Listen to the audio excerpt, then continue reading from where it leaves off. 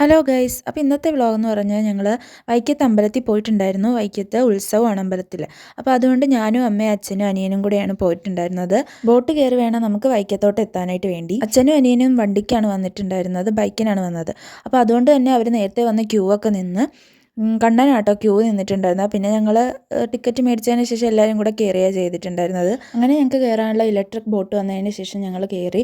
ബോട്ടിലും തിരക്കുണ്ടായിരുന്നു ചെറുതായിട്ട്. പിന്നെ അവർ ഇത്ര ആളുകളെ കൊണ്ടുപോകുള്ളൂ എന്നുണ്ട്. ക്യൂവിൻ്റെ തിരക്ക് കാണുമ്പോൾ തന്നെ നമുക്ക് മനസ്സിലാകും അമ്പലത്തിലോട്ട് ചെല്ലാൻ നല്ല തിരക്കാണെന്ന്.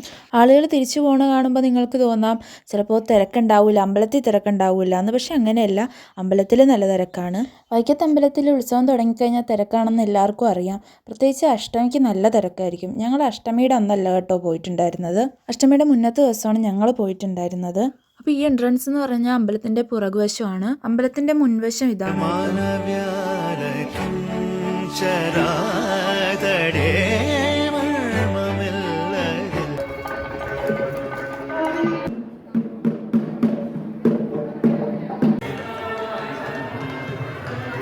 പിന്നെ നമ്മൾ ആനച്ചമയമൊക്കെ കാണാനായിട്ട് പോയിട്ടുണ്ടായിരുന്നു. ഇതാണ് ആനച്ചമയം. ആനയെ ഒരുക്കുന്ന സാധനങ്ങളൊക്കെയാണ് ഈ കാണുന്നത്.